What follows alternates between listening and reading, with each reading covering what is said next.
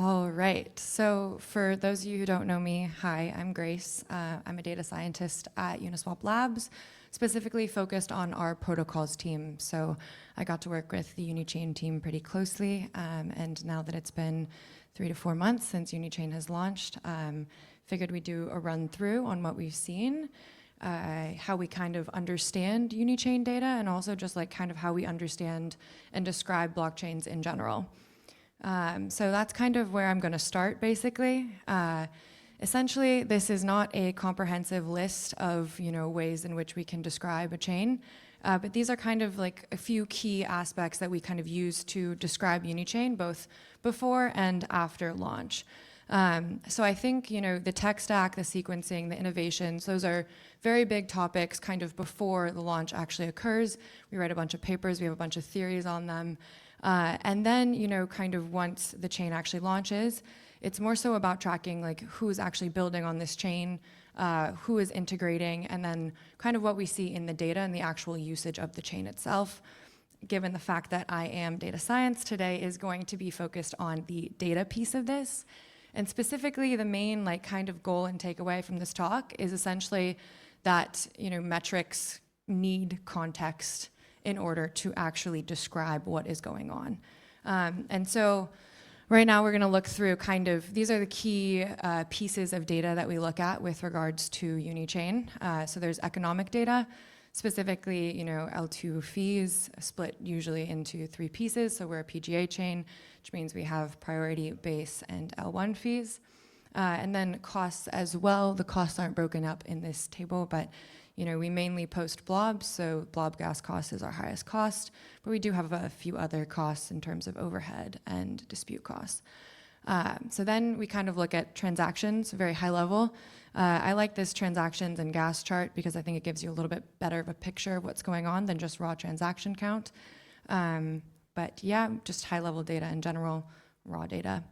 Then we kind of look at, assets on chain. So L2Beat does a wonderful job kind of breaking down total value secured, where it's coming from. We can see that the externally bridged value is almost equivalent to what we've had through the canonical bridge thus far. So that's been something that's fun to watch because the assets coming from those two things are actually different. All right, cool. Now we get into, transaction success rates. And this is something that is particularly of interest to us because one of the things that we wanted to launch with Rollup Boost is the concept of revert protection. And so for a time we had revert protection turned on. I'm going to talk about this a bit later, but we had to turn it off due to issues with the integrators. All right, and then the final piece, I couldn't talk about Unichain without talking about DEX volume because, of course, it was built by Uniswap, and we are a DEX, so this is something that is very important to us to track and understand. All right, now here is basically all these charts with circles around things that we believe to be quote-unquote like incomprehensive without context. Essentially, like if you looked at this and saw any of these spikes or things on the day of which they occurred, you would not be able to get the full picture of what is going on. It's easier done in hindsight, but I'm gonna kind of walk you through how we think about these things when they occur and how we build understanding around them. So yeah, once again, metrics need context. I think this is with most things, nothing can stand alone without understanding why it's occurring. All right, so the 3 examples that I'm gonna go through today are L1 fees and transactions, DEX volume and priority fees, and then percent failed transactions we'll get into at the end. The percent failed transactions does have to do with MEV, so that will be probably more interesting to y'all. But we're gonna go through the first example first. So yeah, we saw this massive spike in transaction volume, and we noticed that, we don't also see this spike in gas usage, which is strange. That led us to look at, where is this actually coming from, or what piece of, revenue is getting paid, what gas are people paying for. And we saw that mainly this is coming from L1 fees, which, I'll kind of get into later, but there is a strong relationship between priority fees and DEX volume. And so we immediately kind of thought, okay, maybe DEX volume isn't the place to look for this. And then, we went and looked at the actual cost of these things, and we just saw that we're posting a ton of data. And so, why did all of a sudden we have a ton of transactions? This, really obviously increased our L1 fees, and then that in return, L1 fees increased because we needed to post more data. All right.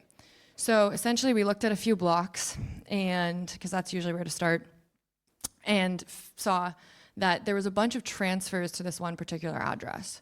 And so we looked at the percentage of transfers going to this particular address and saw that, for a couple days, this starts on the 23rd, and kind of this chart is from when we first figured this out, basically, and then tracked it for a few days. But it essentially goes down after about 2 or 3 days.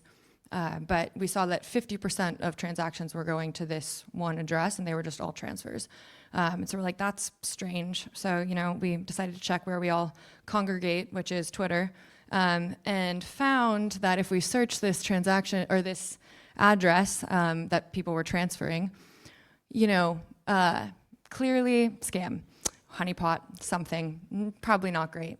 And so we kind of dropped it and said, okay, maybe this isn't real transaction volume, and we can ignore this for now. Cool. So then we're going to get into, that's example number 1. Sorry, that's pretty short. Example number 2 is DEX volume and priority fees. So, when we look at these two graphs next to each other, you can kind of see pretty distinctly that there has to be some relationship between those two things, right? Priority fees pick up at the same time DEX volume picks up. All right, so we kind of just broke it down by, the percentage of L2 fees paid by transactions that have DEX swaps in them, essentially, and saw that that's like over 60%, even more so on some dates, which is it's expected. That is what we'd hope to see, what we expect to see. But, given the fact that I work at Uniswap Labs, one of the most important things for us to understand as well is not just DEX volume in general, but DEX retail versus kind of non-retail volume. And so for purposes of just making this easier to read, it is labeled as DEX arbitrage. Now, we don't have confirmation that this actually is arbitrage, but I will explain a little bit about how we, break out DEX retail. So for those of you familiar with orderflows.art, or if you've ever seen that research by Flashbots, essentially they did a great job at labeling front-end routers. And then with that, basically taking transactions that go through those routers and calling them as retail. And so we do something similar to that. We basically took that list, expanded it a bit, as well as added in some methodology for handling the difference in smart wallets that now occurs. So that's kind of how we get this retail piece. And essentially, the arbitrage piece is just everything that isn't that. And so you can see, like, this methodology is very naive. It's not super complex, but it does give us a good picture as to the percentage of priority fees contributed by this quote-unquote non-retail volume. And on base, we can see that it's at least 50%.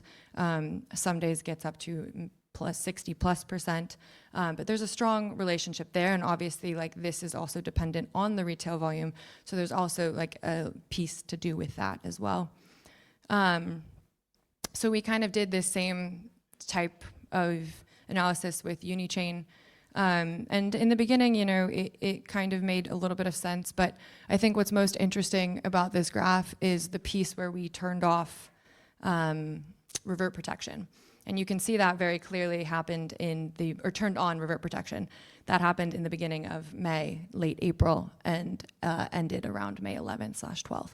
And so, one of the things that we wanted to have with revert protection is just when anyone would submit a transaction, that would revert, essentially, it would get dropped.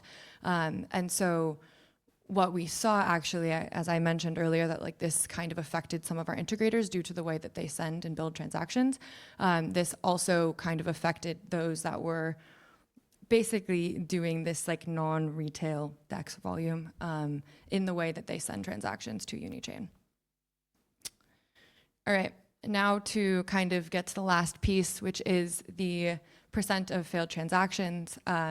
This is something that, when we turned off revert protection, so you can see the kind of dip where we had revert protection on, there was pretty much, the failure rate goes down to 0. And then all of a sudden we turned it off and we see the failure rate spike a ton. And the hypothesis here was that, oh, hey, like, you know, they probably, searchers are back, and that's probably why we see this kind of pickup, and it's very cheap to send transactions on Unichain right now, so of course they're gonna send a bunch of transactions, right? So this is my face when I saw this, and then after I looked into it, because essentially, once again, just started with looking at blocks, and saw that this is one example, but like almost every block I found, there was, you know, a set of at least 4 or 5, sometimes more transactions that were being sent to this one particular contract, and calling this one particular method. So I went and looked at like the method itself and see how many times it's called a day. And so you can see that, you know, on some days it's called up to 800,000 times, on other days it's 600,000 times, which means that, you know, with 1 second block times, that's around 7 transactions per block, calling this one particular method. It's coming from a bunch of different EOAs, but that is irrelevant. It's kind of more so about the actual contract that's getting called here. And I gave a talk on Wednesday, but, you know, if we think about this in terms of the proportion of transactions that occur on Unichain, that graph that I showed you kind of a few slides back, since May, you know, the average daily transaction count is around 1.3 million. So 600,000 is almost half of the transactions are calling this one method. Cool. So then we decided to look into, you know, these contract calls more. And we see that, you know, for every one successful swap done via calling this method, there's about 19 failures.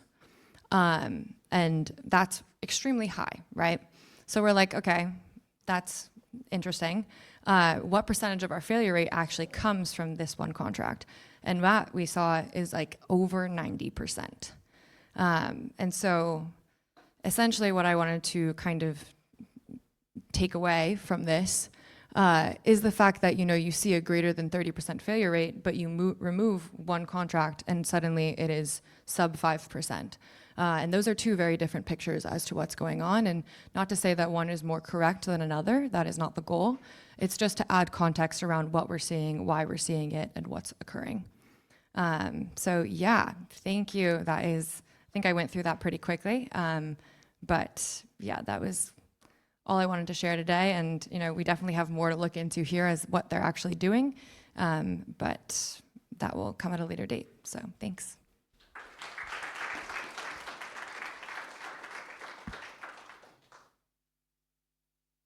Hello. Great. Thanks a lot, Grace. Yeah, perfectly on time, but is there any questions from the audience? We can quickly answer 1 or 2 questions. Jonah, yes. Yeah, well, 0x80D. She knows the address by heart. Do you want me to just read you the contract address? In English, it doesn't have a name. Oh, what does it do? Okay, so every transaction that they actually execute just does a swap and removal. And so that's kind of all we've gotten this far is like, why are they swapping? I did look into like the amount of volume that they've done. So the contract itself has grown to a balance of around 700K. They're swapping typically only pools that are incentivized, which is kind of expected. Most of the volume is done in ETH USDC. So that's where most of their swaps occur. But if we actually look at their most profitable ones, it's been WBTC to USDC. So.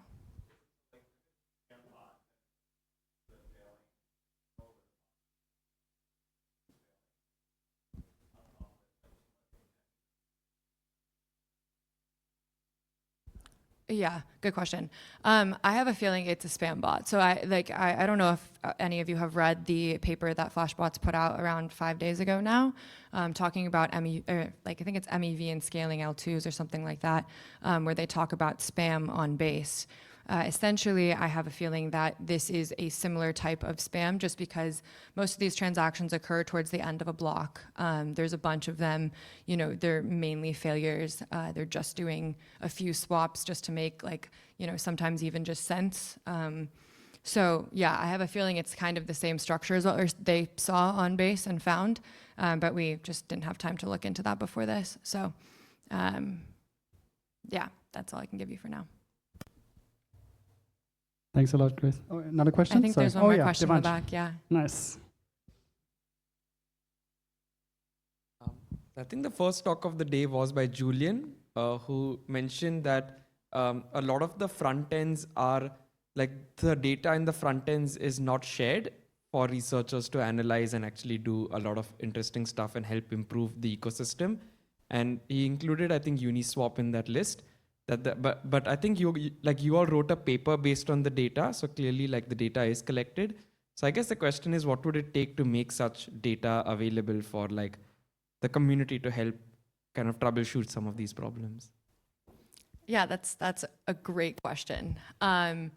So there are different methodologies that we use that we can use to approximate kind of front end volume. So there are certain things that, you know, just because at Uniswap Labs we are a company, and so we do have some private data that we cannot share, but we do ultimately want to produce, you know, public goods for others to use and kind of understand. And actually we've, you know, started thinking about how can we approximate our front end volume, which is why we started kind of doing more so of this work of like trying to figure out how we can label retail volume without, you know, actually needing to use our own internal data.